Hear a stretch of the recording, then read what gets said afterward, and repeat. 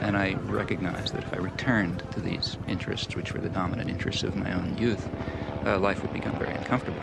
Because I know that in the United States, you don't get sent to a psychiatric prison, and they don't send a death squad after you, and so on. But there are definite penalties for breaking the rules. So these were real decisions. And it simply seemed at that point that it was just hopelessly immoral not to. I'm Noam Chomsky. I'm on the faculty at MIT, and I've been getting more and more heavily involved in anti-war activities for the last few years.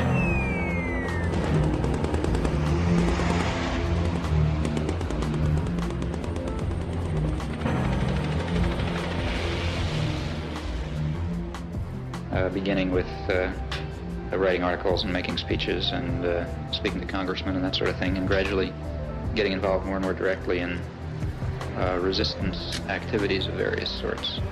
I've come to the feeling myself that the most effective form of political action that is open to a responsible and concerned citizen at the moment is action that really involves direct resistance, refusal to take part in what I think are war crimes, to raise the domestic cost of American aggression overseas through non-participation and support for those who are refusing to take part, in particular draft resistance throughout the country.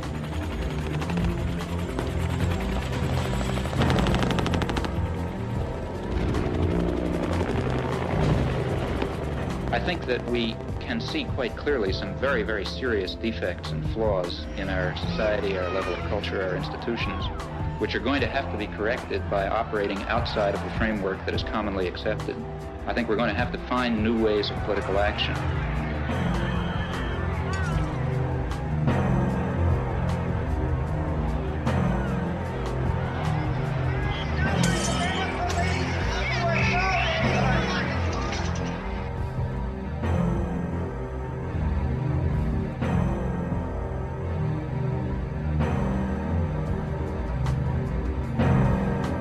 We say the war is simply an obscenity, a depraved act by weak and miserable men. Including all of us, including myself, well, including that's the next sentence. Same sentence. Sure, because you count everybody in the company of the guilty. I think that's true in this case. Yeah, but see, one of the points I was trying... This is a sense of theological observation, isn't it? No, I don't think so. Because as somebody points out, if everybody's guilty of everything, then nobody's guilty of anything. No, I don't. Well, no, I don't believe that. See, I think the point that I'm trying to make, and I think ought to be made, is that the real, at least to me, I say this elsewhere in the book, what seems to me a very, in a sense, terrifying aspect of our society and other societies is the equanimity and the detachment with which sane, reasonable, sensible people can observe such events. I think that's more terrifying than the occasional Hitler or LeMay or other that crops up. These people would not be able to operate were it not for this apathy and equanimity. And therefore I think that it's, in some sense, the sane and reasonable and tolerant people who share a very serious burden of guilt that they very easily throw on the shoulders of others who seem more extreme and more violent. I spoke to someone about you today, and he said the following to me. Someone who many of his views you would recommend, you would agree with, some not. He said to me that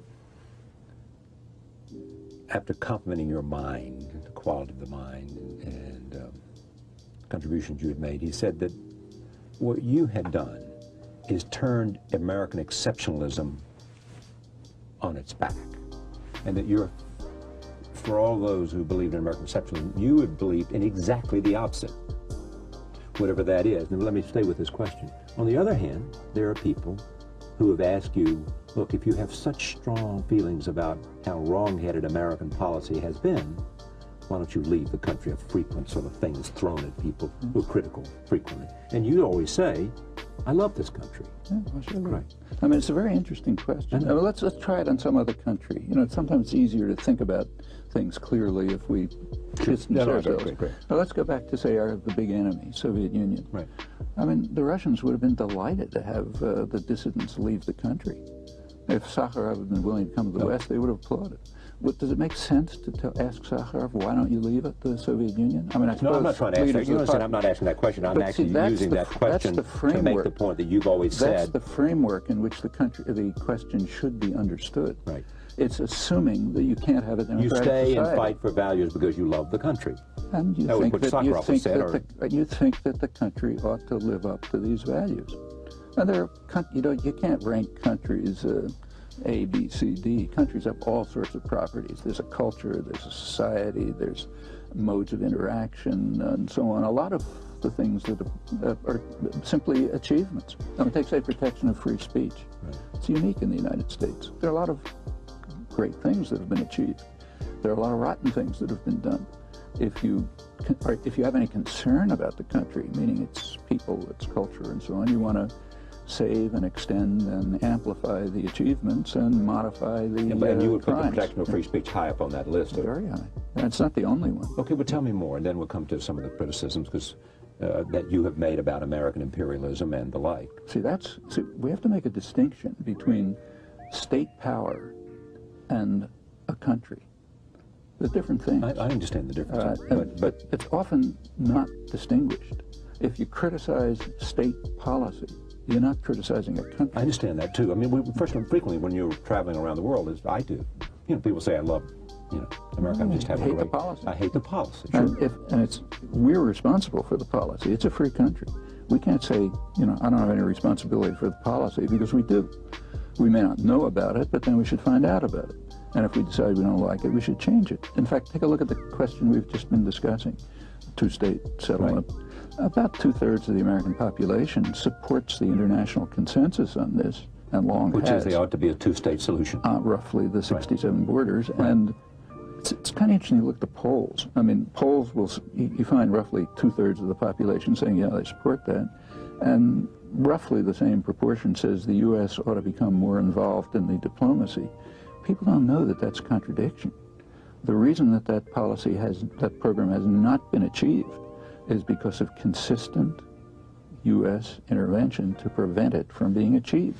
And that continues at this very moment, in fact. Okay, it is a free country. We've got a lot of freedom. That means people have the opportunity to discover its work. It's not going to come easily. It's where the internet is helpful. They have the opportunity to discover the relevant facts and background, which should show them that their position is contradictory. They must come to understand what the U.S. government role has been over the years in preventing the outcome that they want.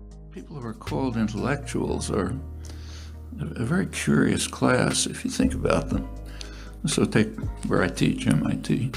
If there's a Nobel laureate in physics who's working 70 hours a week in his laboratory on problems of advanced physics, we don't call him an intellectual.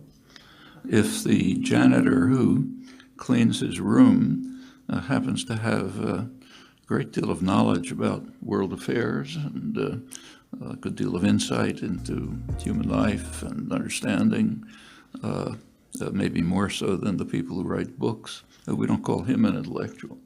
Intellectuals are people who have a certain degree of privilege, enough to be able to reach audiences and who discuss issues of general public interest. So yes, they have, given the privilege and the opportunities, they of course have greater responsibilities. Privilege confers responsibility. In fact, if you look at the history of intellectuals, it's not a pretty one. Overwhelmingly, intellectuals have labored in the service of power. The term intellectual entered modern Western usage with the Dreyfus Arts. And nowadays we respect and honor the Dreyfus Arts, the defenders of Dreyfus, critics of the French state. It certainly wasn't true at the time. They were bitterly condemned. The leading, most prominent intellectuals denounced them, berated them for daring to criticize state power and the Holy Army, and what right did these writers, painters, and so on have to talk about things they knew nothing about.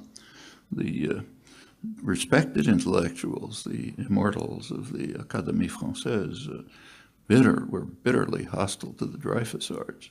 In fact, Émile Zola, the leading one, had to flee France. That's typically the pattern.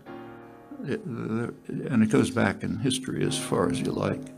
I mean, back to the earliest recorded history, there were people who were approximately what we would call intellectuals today. So in classical Greece, one of them was forced to drink the hemlock because he was corrupting the youth of Athens by asking embarrassing questions and challenging doctrine and dogma.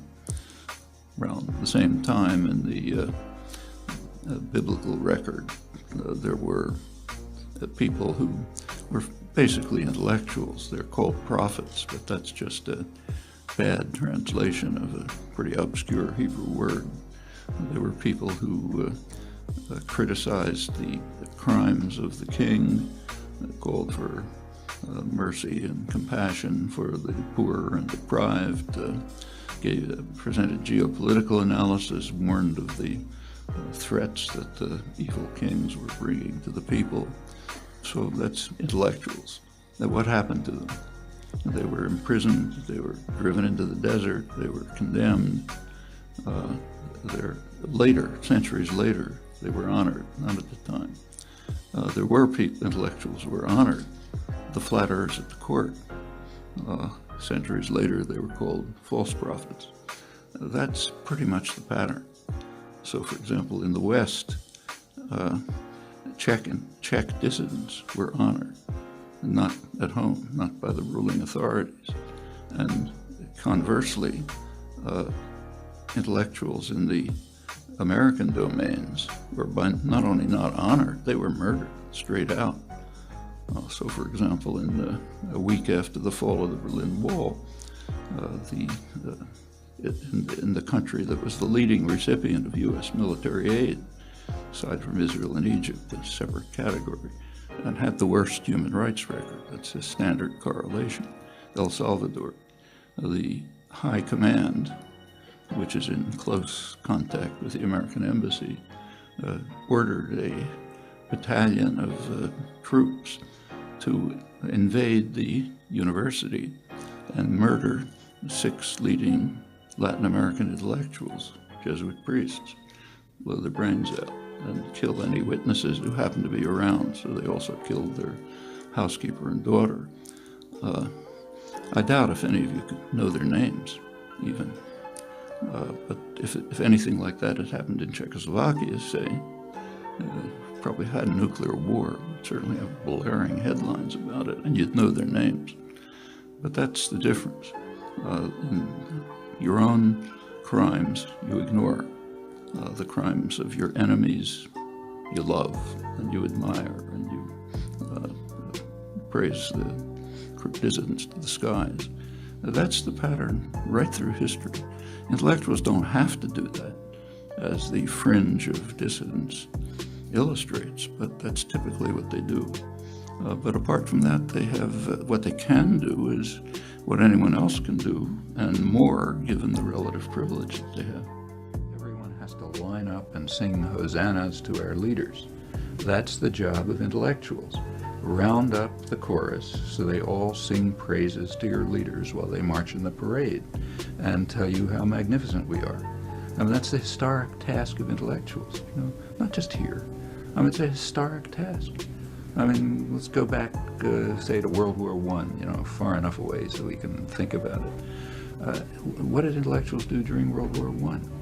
Well, first thing that happened is 93 leading German intellectuals published a manifesto calling on their colleagues in the rest of the world to support Germany in its magnificent aim to bring justice and peace to the world. What did the American intellectuals do? Exactly the same thing. In fact, they all lauded the magnificence of their own leaders. There were some exceptions. Most of them ended up in jail on both sides. So in Germany, Rosa Luxemburg and Karl Liebknecht objected and were in jail. In England, Bertrand Russell objected. He was in jail. In the United States, Eugene Debs is the leading figure in U.S. labor in the 20th century, a socialist presidential candidate. He went to jail for raising mild questions about Woodrow Wilson's war. And others were just repressed, like Randolph Bourne was kicked out of all of his journals and so on, because they didn't join the parade. And intellectuals are supposed to join the parade, and they do. Exceptions are so rare, you can practically list them. There are exceptions, and there are honorable ones. Actually, most of them are in the third world. I'll give you quite a few. But in the West, most intellectuals are very loyal and submissive.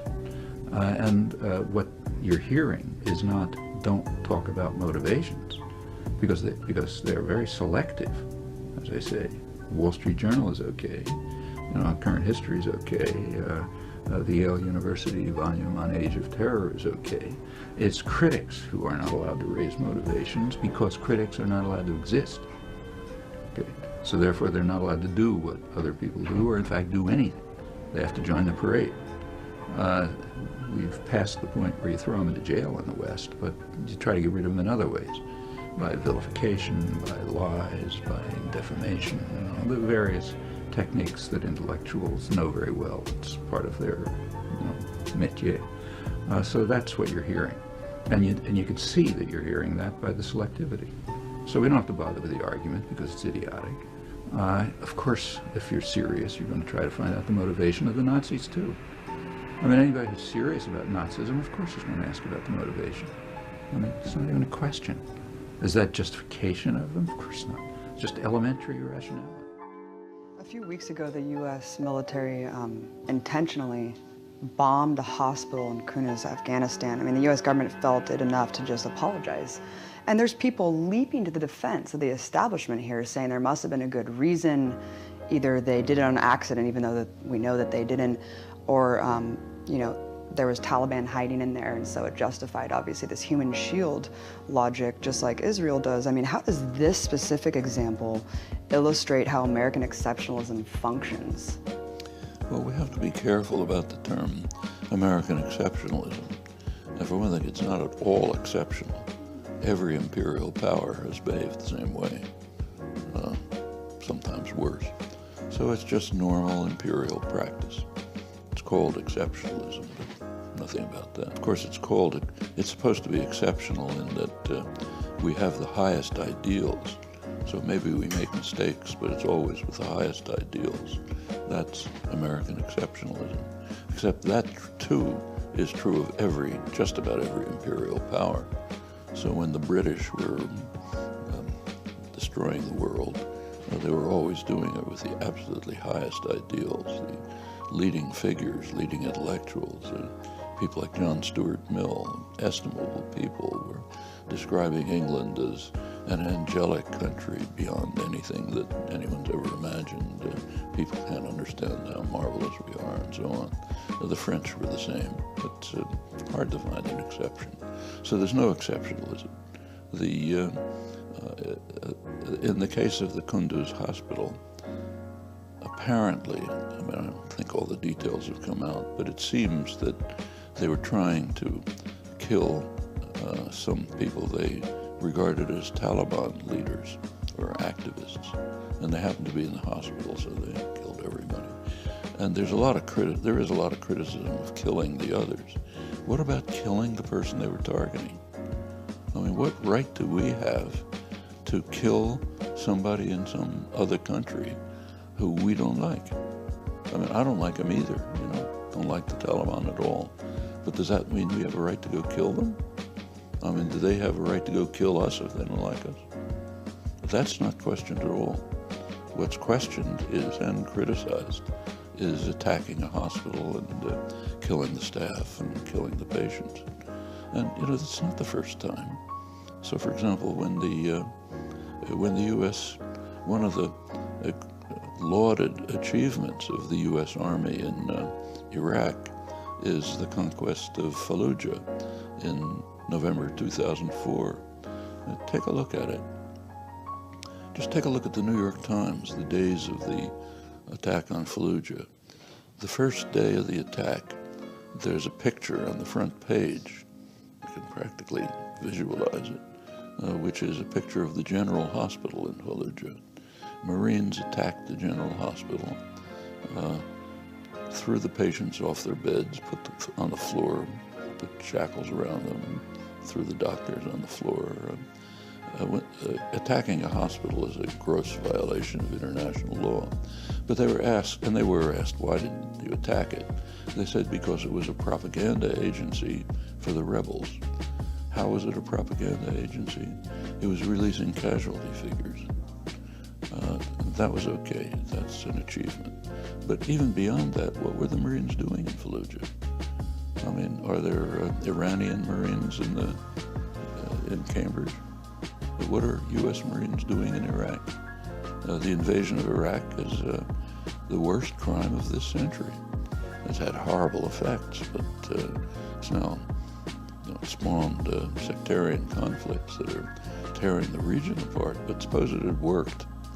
Suppose it had pacified Iraq and there was no disasters. It's still a major crime. Why do we have the right to invade another country? And in fact, if you look back, there's another crime which was never discussed. In the 1990s, the sanctions on Iraq were so severe that they virtually destroyed the society. In fact, the sanctions were administered by the United Nations, and the international diplomats who administered the sanctions were respected international diplomats. Dennis Halliday, Hans von Sponek. They both resigned in protest on the grounds that the sanctions were genocidal. Their term, not mine. They said the sanctions are genocidal, they're destroying the society, they're strengthening the dictator, they're forcing the population to rely on him for survival, and probably they saved him from being overthrown from within, as happened to one after another, a dictator of the same sort. That was the 1990s. That's considered no problem. That was liberal Democrats. By the time that Bush and Blair decided to invade Iraq, the society was half devastated. So you hit a very fragile system with a sledgehammer, you're going to have horrible results.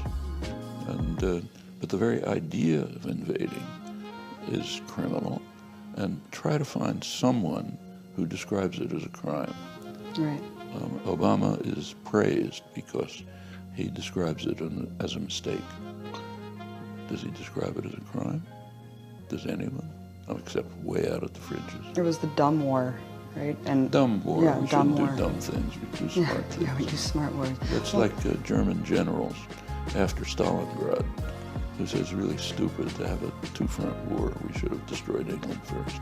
Well, I always think it's interesting that people use the rationale that we didn't find WMDs as if that would have been a rationale to invade and occupy a country, finding weapons of mass destruction. I mean, it's insane.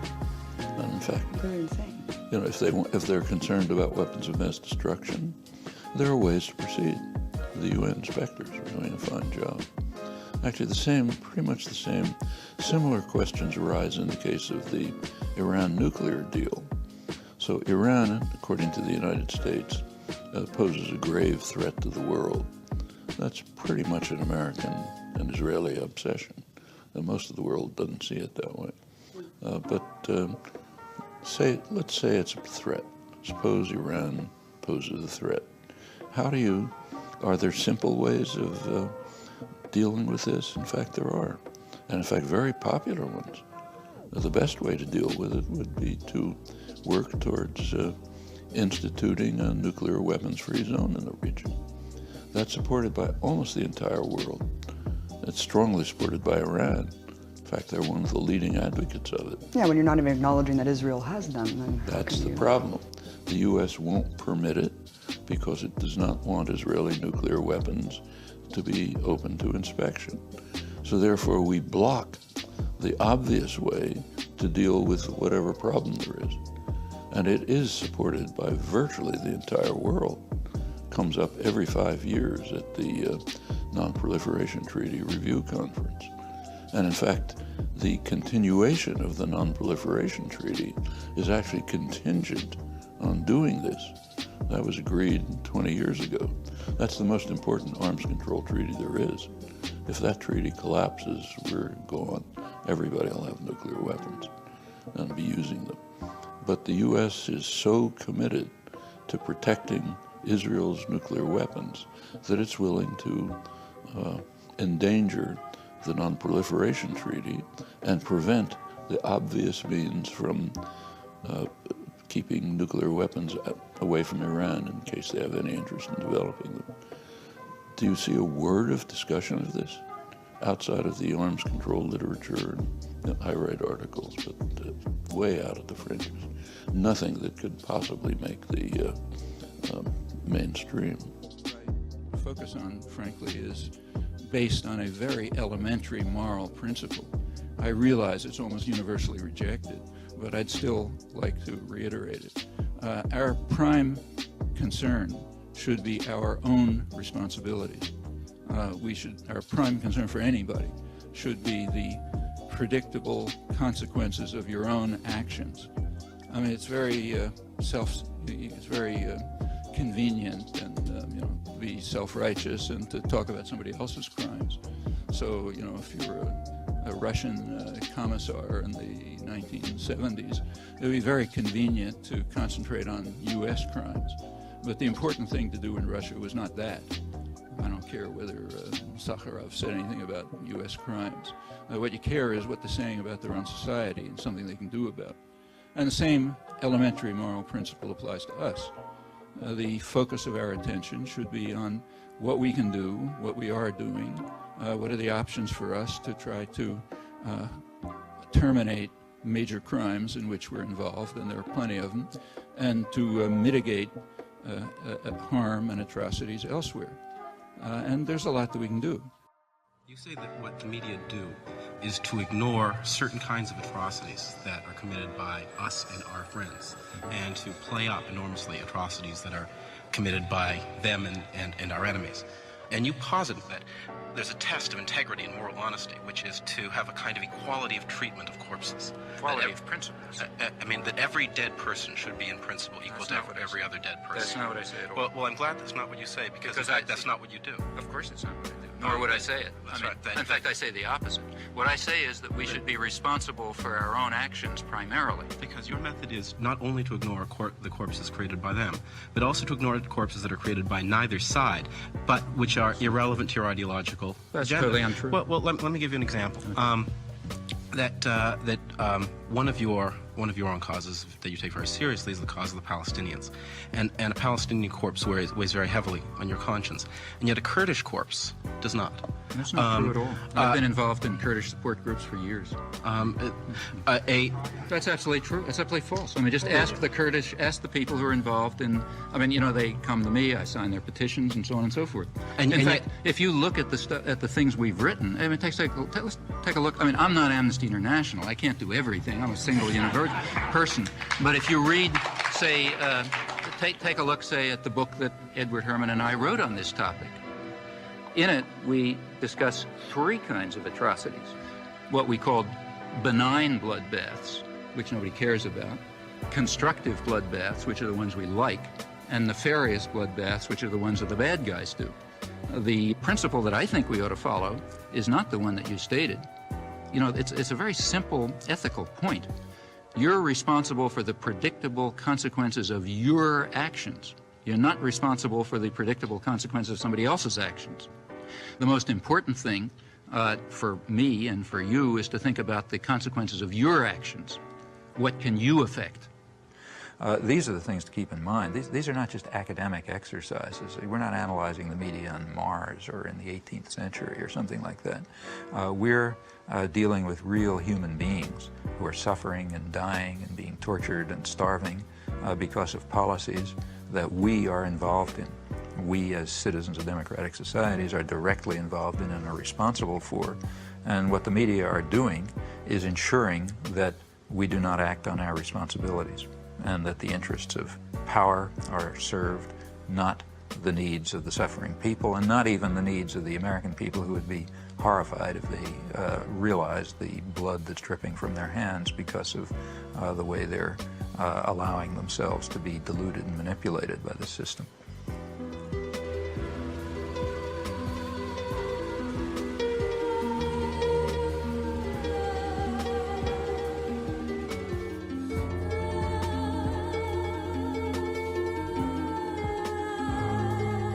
What about the third world? Well, despite everything, and it's pretty ugly and awful, these struggles are not over. The struggle for freedom and independence never is completely over.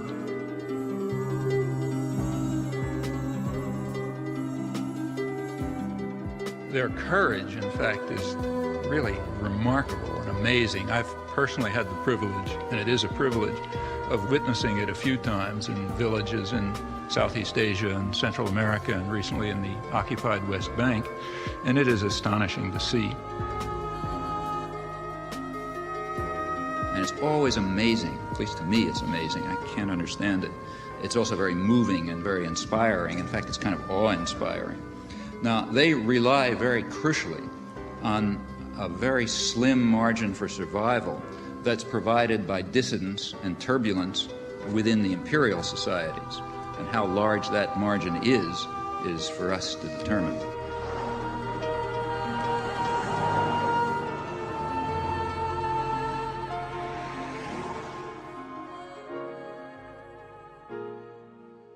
You've said that the course of history may be determined to a very significant degree by what the people of the United States will have learned from the catastrophe, meaning, of course, the Vietnam War. What, in your opinion, have we learned from this experience? I would say very little, unfortunately. At the time I wrote that, which I guess was 7 or 8 years ago, what I had in mind was that there are really two different ways of looking at this catastrophe. One can look at it as a failed venture, a mistake, something which was... It was a mistake because it failed. A mistake because it failed, but perfectly all right if it succeeded. And I think it's probably fair to say that at least among intellectuals, people who write and speak publicly... You've been rather harsh on the intellectuals. Yeah, I think it's totally unprincipled on this. I mean, I think the dominant view is that if we had gotten away with it, it would have been all right, but we couldn't get away with it, so therefore it was stupid, and therefore we should get out. You know, worse than a crime, it was a blunder or something of that sort. Now, if that's all that's learned from it, I think it'll have no effect on future history. It will have shown that there are limits to American imperialism. And your opposition has been on moral grounds, that it was wrong from the outset, although you said your opposition came 15 years too late. Well, active opposition came 15 years too late. I think the time for active opposition should have been about 1950 or a little later. But I didn't become really actively engaged in opposing the war until about 1964 or 65. And at that point, the United States was very deeply involved in what, if we were honest, we would call aggression against South Vietnam. That's in fact what it was. But I had, of course, always been opposed to the war. The Vietnam War actually began for the United States in 1950. And from 1954 to 1960, the U.S. had a kind of a Latin American-style terror regime in place. And it wasn't any joke. They killed about 60 or 70,000 people, but there was no protest. I mean, zero. When Kennedy took over, they escalated it to, pretty soon it became a direct U.S. attack. Still no protest. I mean, through the early 60s, you couldn't get anybody to sign a petition. I mean, nobody would come to a meeting. I remember we used to try to organize meetings on Vietnam. Some of the few people, couple of students, a few others who were interested. But we'd have to put together half a dozen topics. I mean, Iran, Venezuela, Vietnam, 6 other topics. Then maybe you could get more people than organizers. By 1965 or 1966, it was becoming a big issue. But protests were met with extreme hostility. I mean, take Boston right here. And this is a pretty liberal city. But we couldn't have public protests against the war. They'd be violently broken up. The speakers would be saved from being murdered only by hundreds of state police. And it would be praised, the protests would be, the attack on the protesters would be praised in the liberal media. I remember my wife, I had two little girls. My wife and the two kids went to a women's protest. It was, you know what it's like. I mean, they're not throwing stones, just people walking around with children. And this was in Concord. It's a suburb, quiet, professional, upper middle class suburb. And they were attacked.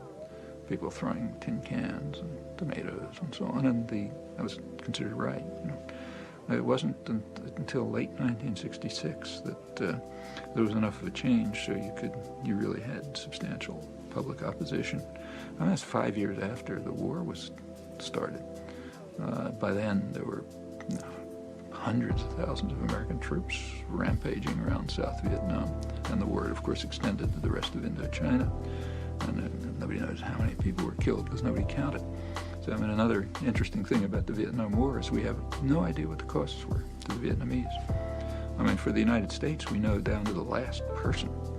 And the big post-war issue is finding the bones of American pilots, but nobody has any idea how many Vietnamese died. First of all, the phrase war on terrorism should always be used in quotes, because there can't possibly be a war on terrorism. It's impossible.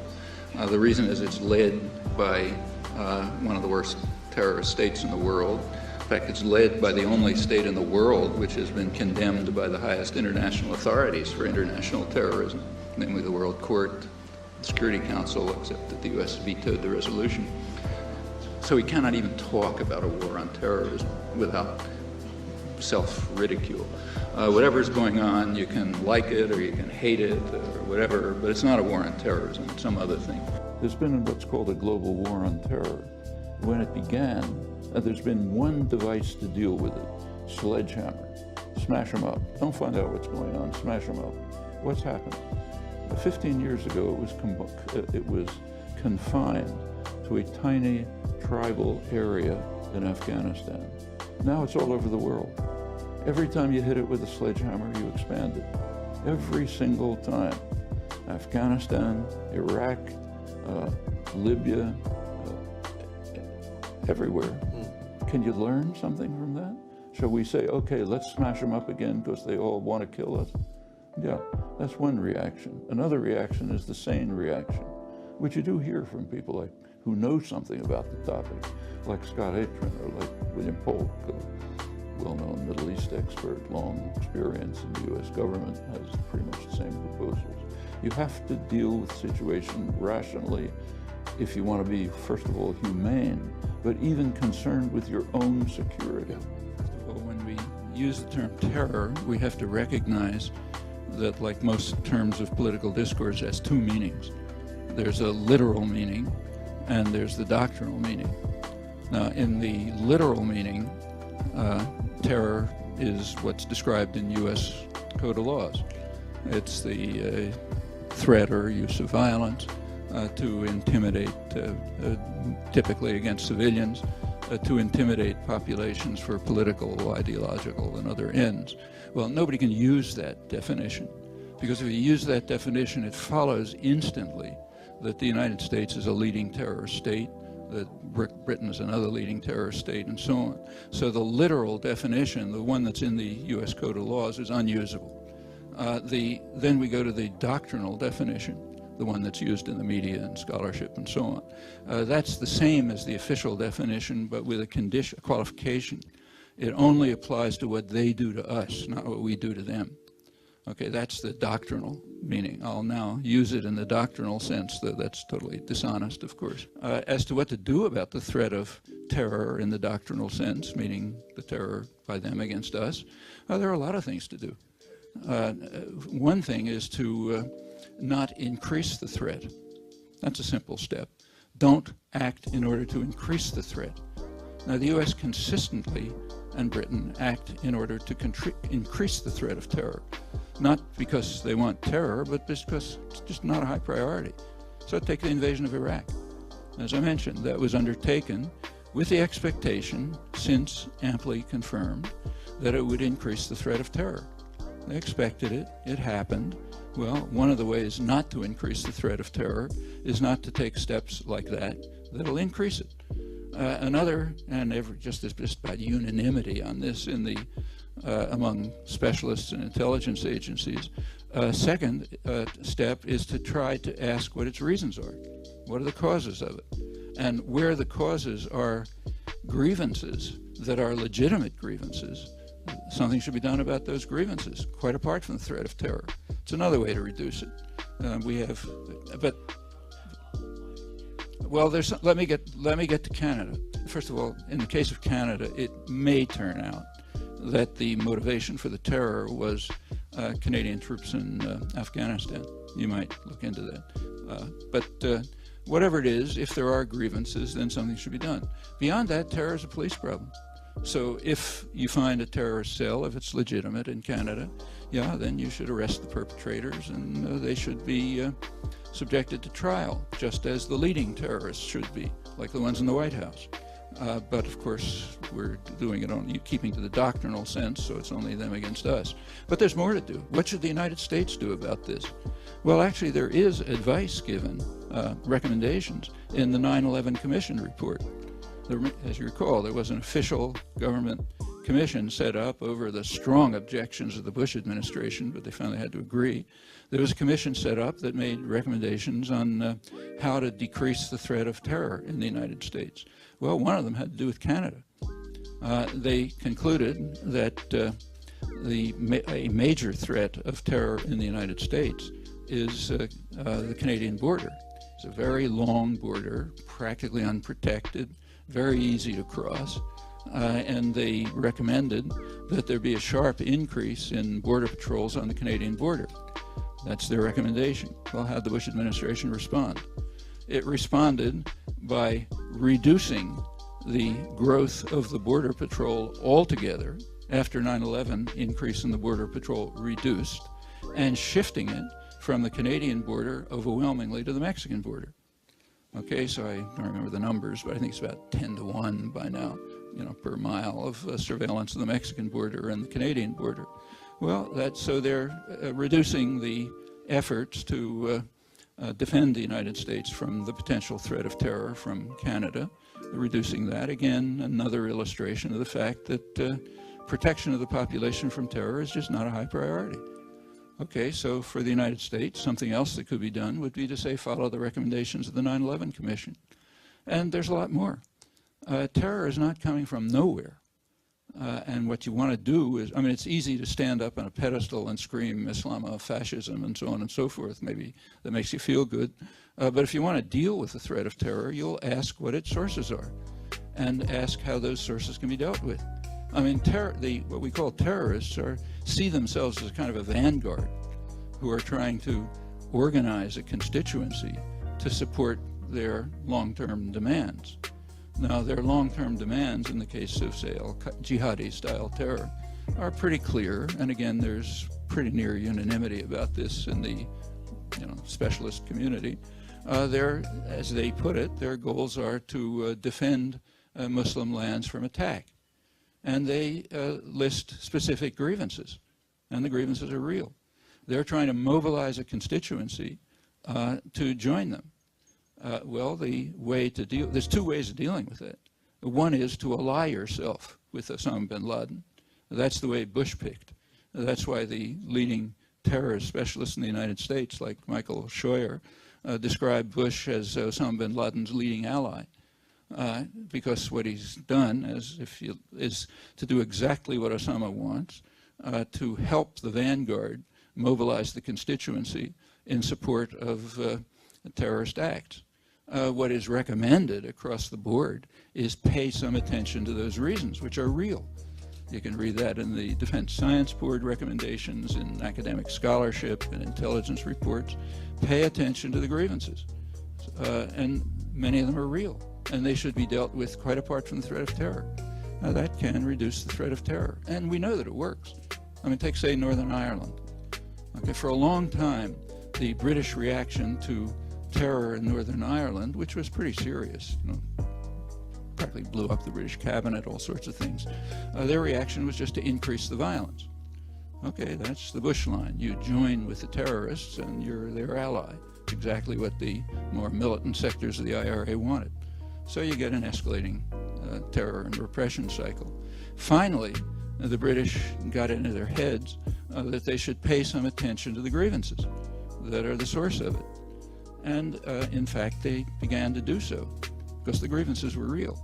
The constituency was being mobilized around real grievances. When they began to do that, the threat of terror declined. Belfast is not utopia, but it's a very different place from, say, when my wife and I visited in 1993, which was a pretty scary place. It's not that anymore. It's much improved, and in fact, the threat of IRA terror has now been very much marginalized by doing the sensible thing, paying attention to the source out of which it grows. You asked us after September 11, one of your points is we ought to look in the mirror, we being America or the West, we ought to look in the mirror at our own. Was that a way of saying, look, people like bin Laden are angry at us for good reason? In other words, is there a way to justify... That's not what I was saying. The statement of mine that you just quoted is a very conservative statement. In fact, it was articulated by George Bush's favorite philosopher, Jesus Christ, who pointed out, famously defined the notion hypocrite. A hypocrite is a person who focuses on the other fellow's crimes and refuses to look at his own. That's the definition of hypocrite by George Bush's favorite philosopher. When I repeat that, I'm not taking a radical position. I'm taking a position which is just elementary morality. But even if he is a hypocrite, and not he, everyone. Okay, even if... Let me ask another question. See if here's an experiment. Try to find a phrase in the massive commentary on September 11th which is not hypocritical in the sense of George Bush's favorite philosopher. Find one phrase. All right, but before, I don't think you can do it. Okay, but before, I don't want to get Gnostic here and religious on it, but I do want to... This is not religion. This is elementary morality. If people cannot rise to the level of applying to ourselves the same standards we apply to others, they have no right to talk about right and wrong or good and evil. But let's talk about even in right. And look, there's nobody pure, but an argument has been made. I know that the U.S. has committed atrocities. However, they did oust a more brutal regime, the Taliban. There was... That wasn't even a war aim. There wasn't even a war aim. It wasn't even a war aim. But is that a moral thing to do? They did get rid of a brutal regime. There was celebration in now. Good, fine. Let them bomb Israel and get rid of the brutal regime there. Let them bomb Uzbekistan and get rid of the brutal regime there. You say the Taliban and the Israeli government are the same? No, they're not the same. They're brutal regimes. But let's go back a stage. The goal was not to oust the Taliban. That was not a war aim. That was a war aim that was picked up several weeks after the bombing started. Okay? And let's go back. Suppose that and there are dozens of, long list of brutal regimes around the world which ought to be overthrown, but not by somebody bombing them. However, let's go back to the late October, when after 3 weeks of bombing, when the U.S. and its British client decided to shift the war aims to overthrowing the Taliban regime. There was a meeting sponsored by the United States in Peshawar, Pakistan, of 1,000 Afghan leaders. They unanimously condemned the bombing and said it was undermining their efforts, which they thought could succeed, to overthrow the Taliban regime from within. The U.S. is doing it just to show off their muscle. All right, now... so the question of whether to overthrow a regime, yeah, that arises. And I think the Afghans are right. Regimes should be overthrown from within, and in this case, it was probably very likely that that would succeed. It was a small, brutal group, highly unpopular, plenty of opposition to it, which could have been organized from within, and that's the way to overthrow a regime. If we want to overthrow the regime of Uzbekistan, now a great favorite, but it happens to be not very different from the Taliban, the way to do it would not be to bomb Uzbekistan, but to support internal democratic forces and let them do it.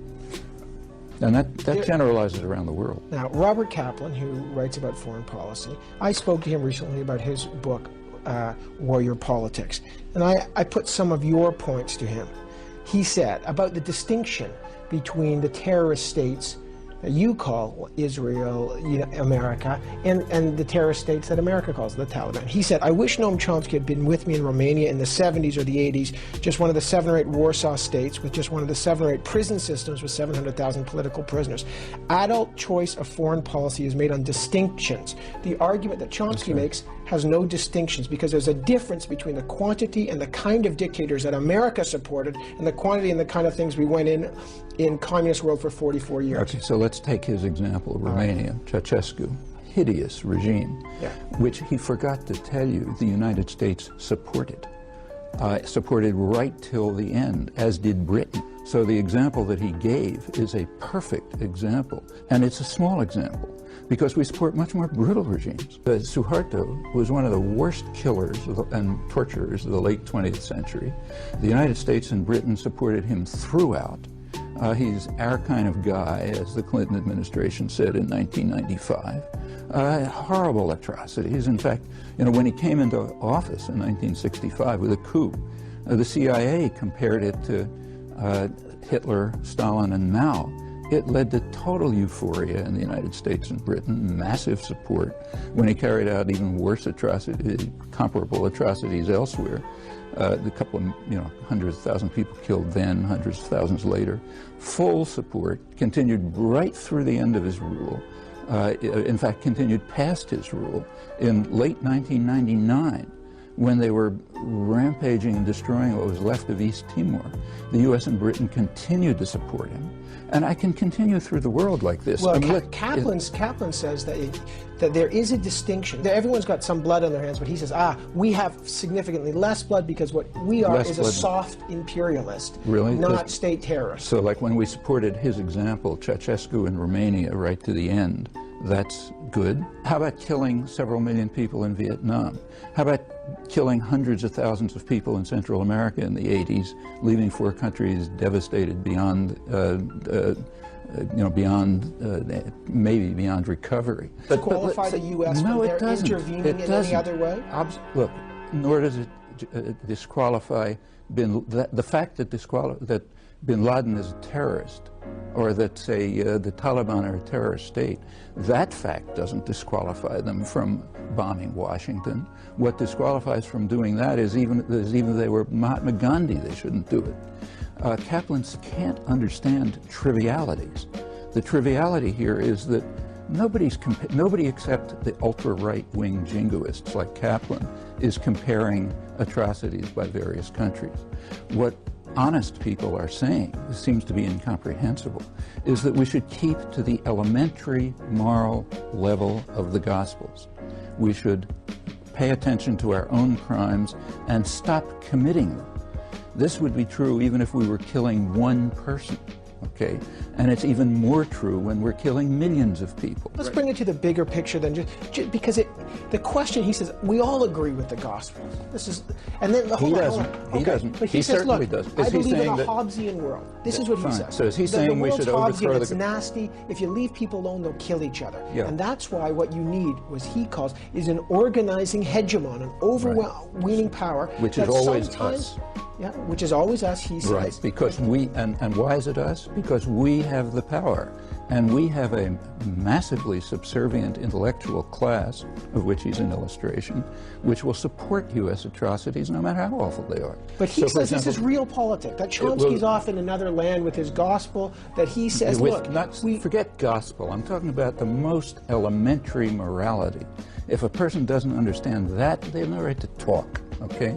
If you don't understand that you pay attention to your own crimes, you have no right to talk. He talks about Machiavellian virtue. Sometimes we do a bad thing to protect our democratic and our good institutions and a just society. Yes. Now, how are we protecting our democratic institutions by supporting mass slaughter in southeastern Turkey in the last few years?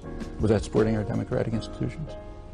Was it supporting our democratic institutions? Not ours, but anybody. Would Kaplan argue that the nation state has a right to use any means necessary to protect its sovereignty? Oh, then he's justifying Milosevic. He's saying Milosevic had the right to do anything he wanted to repress the Kosovars in Albania. Is that what he's saying? Do we need a constabulary, a force, a central force? In this case, it's America because it's the superpower, to sometimes use unjust means in the service of just causes. What are the just causes? What was the just cause in, for example, slaughtering Kurds in southeastern Turkey? What was the just cause?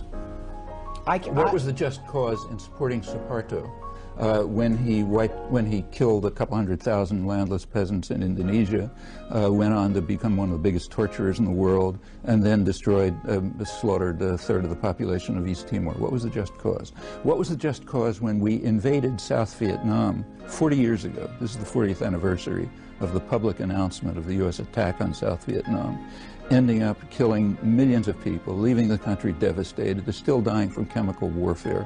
What was the just cause? What was the just cause when we fought a war to a large extent against the Catholic Church in Central America in the 1980s, killing hundreds of thousands of people, every imaginable kind of torture and devastation? What was the just cause? Can I continue? Yeah, the just cause for people like Kaplan is we did it. Therefore, it's a just cause. You can read that in the Nazi archives, too. Hitchens says we've seen the enemy, and the enemy isn't us. It's the Islamic fascists. Compares them to fascists. They're an enemy. We don't want to live with them. We don't want to negotiate them. We must destroy them. Ergo, the war against the Taliban justified. The war against the Al-Aqsa brigades justified. I mean, he has a different distinction, but we see the face of the enemy, and we should do anything to root them out. How do you respond to that argument? I respond to that by saying that there are many evil forces in the world. If we want to stop atrocities, I think it's a great idea to reduce the level of atrocities and violence around the world. The easiest way to do it, simplest, is to stop participating in it. If we stop participating in it, we will already reduce the level of atrocities and violence enormously. And if we can ever reach the moral level, minimal moral level, of terminating our own massive participation in atrocities, then we can move to another question of what we do about the atrocities of others. And I think it's right to deal with them. Yes, there is an enemy. There are people who carried out crimes against humanity, and there are ways to deal with crimes, not by bombing another country and putting millions of people at the risk of starvation. That's not a way to deal with crimes. When the U.S. was condemned for international terrorism in Nicaragua, and then vetoed a security, and dismissed the condemnation by the World Court, of course, and escalated the crimes, and vetoed a Security Council resolution calling on it to observe international law. The right reaction for Nicaragua was not to say, we have seen the enemy and we must destroy them, so therefore let's set off bombs in Washington. But if it's wrong for them, it's wrong for us. Again, by elementary moral standards. So we should ask, well, what was right for them, and what's right which would be right for us? And I think they couldn't do what was right for them because we blocked it. We're too powerful. But we could do what was right for them, and we never even considered it because we don't rise to that minimal moral level.